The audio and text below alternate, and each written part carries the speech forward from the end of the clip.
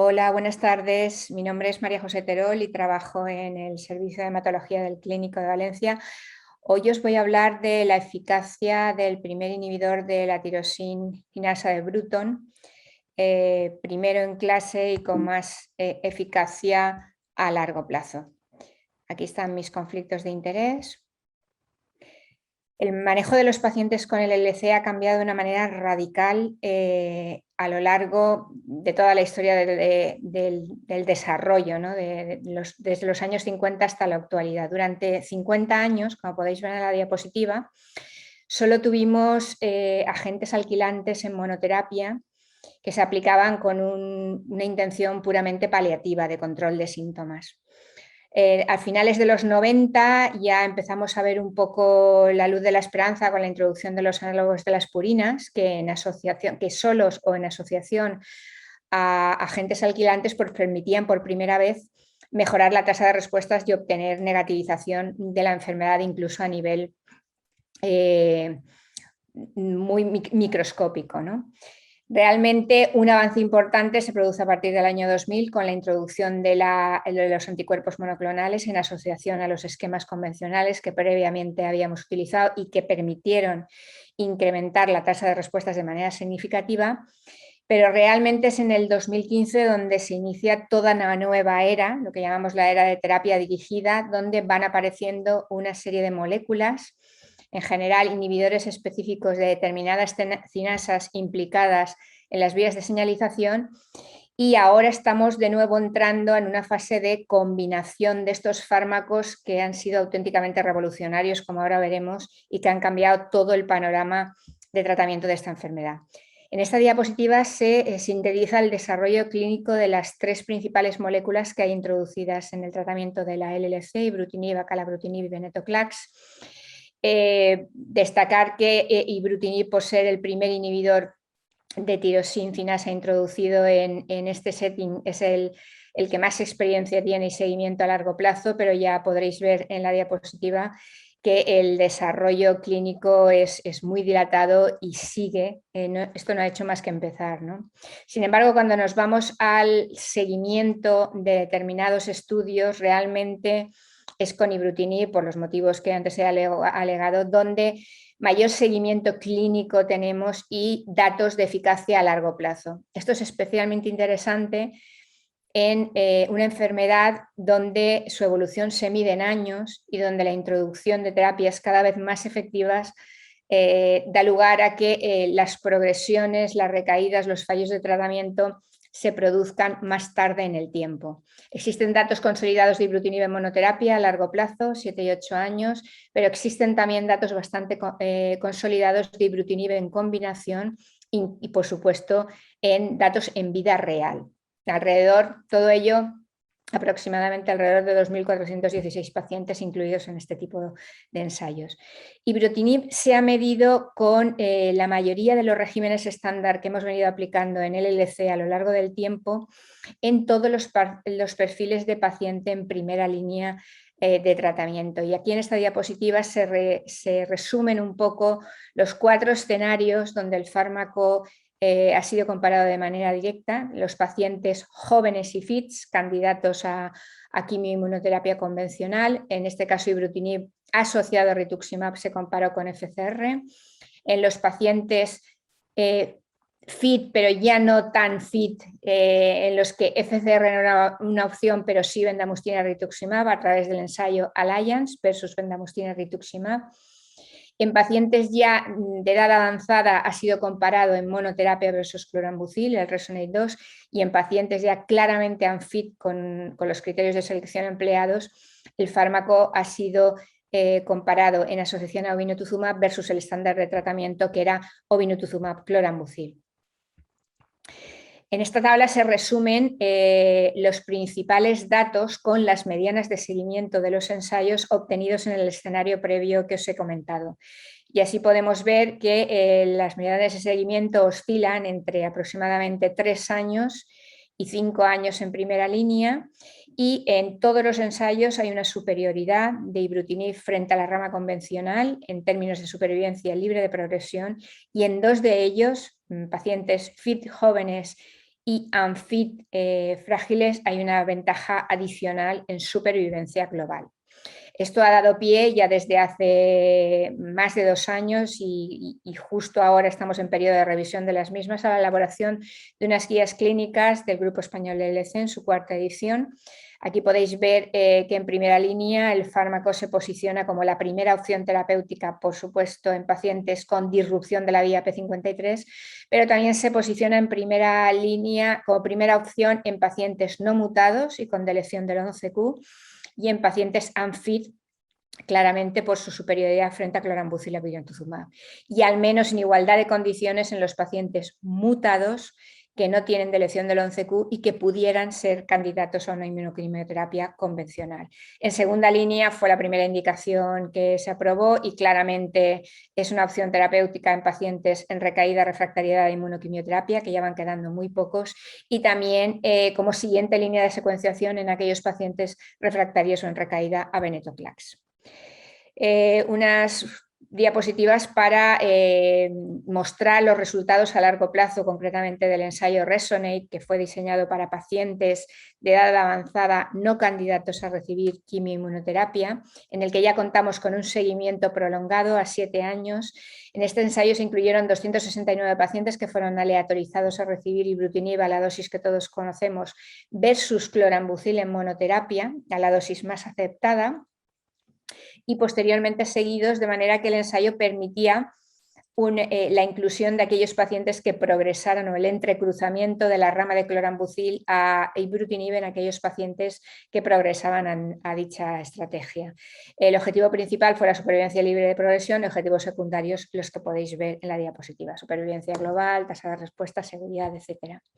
¿Qué hemos aprendido con este seguimiento prolongado? Pues que ibrutinib claramente es superior en términos de supervivencia libre de progresión a clorambucil en monoterapia, y así con un seguimiento de 7 años la supervivencia libre de progresión, la mediana, todavía no se ha alcanzado,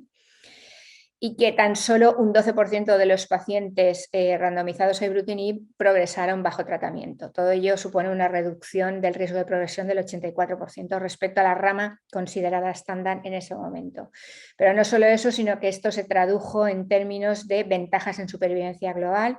y así el fármaco permitió obtener una reducción del riesgo de muerte de casi el 50% en estos pacientes. Un 78% de los mismos permanecen vivos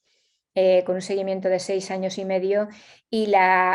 los pacientes con características de alto riesgo tuvieron una supervivencia similar a la observada para la población general. O sea que realmente esto quizá se va a ver mejor en esta diapositiva, donde podemos ver que los pacientes que recibieron ibrutinib, el fármaco es capaz de bypassear el efecto deletérea negativo del estado mutacional, y los pacientes con IGH no mutada van igual de bien que los pacientes mutados, cosa que no sucede en los pacientes que recibieron tratamiento estándar, donde el subgrupo de pacientes no mutados presentó un pronóstico peor al subgrupo de pacientes mutados. Otro de los grupos, pequeños grupitos de pacientes que se benefician especialmente del fármaco son aquellos que tienen una alteración citogenética concreta, la deleción del 11q, alteración citogenética que conllevaba un pronóstico malo en relación con la inmunoquimioterapia en aquellos pacientes que recibían quimioinmunoterapia, y aquí podemos ver cómo los que reciben ibrutinib presentan un pronóstico similar. Lo mismo que hemos visto en la gráfica anterior, no sucede lo mismo para aquellos que reciben tratamiento con clorambucil en monoterapia. ¿Qué sabemos en cuanto a los datos de seguridad a largo plazo? Bueno, pues sabemos ya mucho también. Sabemos que los principales efectos adversos, que en su mayoría son de grado 1 o 2 y que podréis ver en la diapositiva, diarrea, astenia, artralgias, edema, se producen fundamentalmente durante el primer año y posteriormente va reduciéndose su incidencia de manera significativa. Y en aquellos efectos adversos de grado 3 o superior, que aparecen en un 5% de los pacientes, también sucede lo mismo. O sea, tanto la neumonía como la neutropenia se desarrollan fundamentalmente en el primer año y van posteriormente disminuyendo de manera significativa. ¿Qué efectos adversos emergen como consecuencia de la afectación de otras dianas, aparte de la tirosina quinasa de Bruton? Pues la hipertensión, que hay que conocerlo, Isabel, que puede estar ahí alrededor del 20% de los pacientes a medio plazo, la arritmia completa por fibrilación auricular, que en general sucede entre un 10-12% de los pacientes, y la hemorragia importante realmente se ve que tan solo sucede en menos del 3% de los pacientes. El desarrollo de estos efectos adversos condujo a una reducción de las dosis en una minoría de pacientes, también fundamentalmente durante el primer año, y podréis ver, si lo sumáis, que globalmente creo que alcanza el 14% de los pacientes incluidos en el ensayo, mientras que las discontinuaciones de tratamiento sucedió un poco lo mismo. Las pocas que hubieron se producen fundamentalmente durante el primer año y van decreciendo con el paso del mismo. Una mención a las complicaciones cardiovasculares asociadas a los inhibidores de la tirosina quinasa de Bruton, que es un efecto ligado directamente al mecanismo de acción del fármaco y que fundamentalmente, como hemos visto, es la hipertensión arterial, el desarrollo de arritmias cardíacas y entre ellas fundamentalmente la fibrilación auricular. Ya en casos aislados puede aparecer algún episodio de arritmia ventricular que no se han relacionado con el QT y casos aislados han notificado de fallo cardíaco. El desarrollo de una fibrilación auricular no influye en la supervivencia libre de progresión que permite obtener el fármaco. Y aquí podéis ver en la diapositiva de la doctora Brown como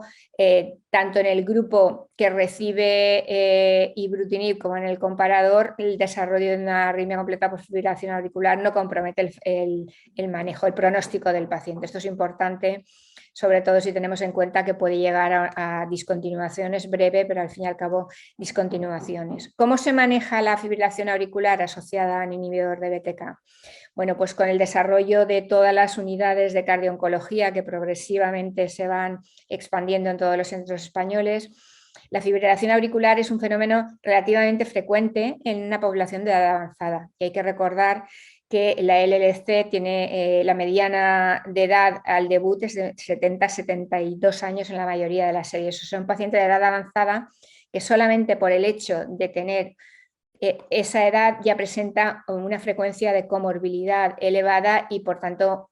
en un porcentaje no desdeñable suelen ser pacientes hipertensos, algunos diabéticos, algunos tienen problemas respiratorios y todos son fenómenos que predisponen al desarrollo de la arritmia completa. Para esto, para la monitorización de este fenómeno es necesario explorar físicamente a los pacientes, importante, sobre todo en la época de las nuevas tecnologías. Hay que explorarles, hay que auscultarles, hay que realizar un electrocardiograma basal y hay que realizar otro electrocardiograma si detectamos la presencia de un pulso irregular o nos cuenta alguna sintomatología de origen cardiovascular. Y también se recomienda un manejo adecuado de los factores de riesgo vascular, que son fácilmente controlables, hipertensión arterial, diabetes, por supuesto tabaquismo, etc.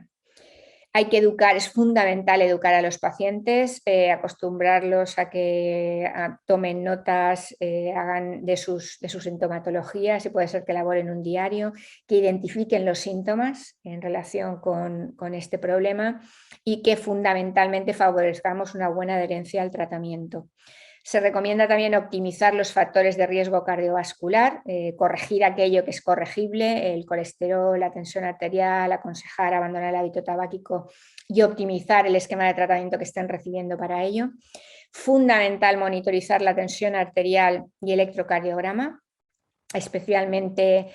a medio plazo, al menos una vez al año, y hay que minimizar las interrupciones en aquellos pacientes que lógicamente no tengan ningún tipo de clínica. Por tanto, en base a todo lo que os he mostrado, podemos concluir que en los últimos 7 años la incorporación de las nuevas moléculas dirigidas a diana ha modificado sustancialmente la estrategia terapéutica de la leucemia linfocítica crónica, que ibrutinib se consolida como el inhibidor de la tirosina quinasa de Bruton con mayor seguimiento a largo plazo y mayor evidencia en la práctica clínica real, ya que ha sido comparado en los diversos escenarios potenciales en el entorno de ensayos clínicos controlados, que los datos comunicados con un seguimiento de hasta 7 años demuestran en primera línea una supervivencia libre de progresión no alcanzada, con un 78% de los pacientes vivos en el momento del análisis. Ibrutinib presenta una elevada eficacia en el grupo de pacientes de alto riesgo, especialmente aquellos que no tienen mutaciones en la región variable de gen de las inmunoglobulinas o presentan deleción del 11q, y en ellos su pronóstico se iguala a aquellos pacientes de riesgo estándar que no presentan dichas características. Y desde el punto de vista cardiovascular, la toxicidad, que se define como un efecto de clase de estos inhibidores, es manejable y no conlleva discontinuaciones significativas del tratamiento y sobre todo una pérdida de eficacia del mismo. Muchas gracias a todos.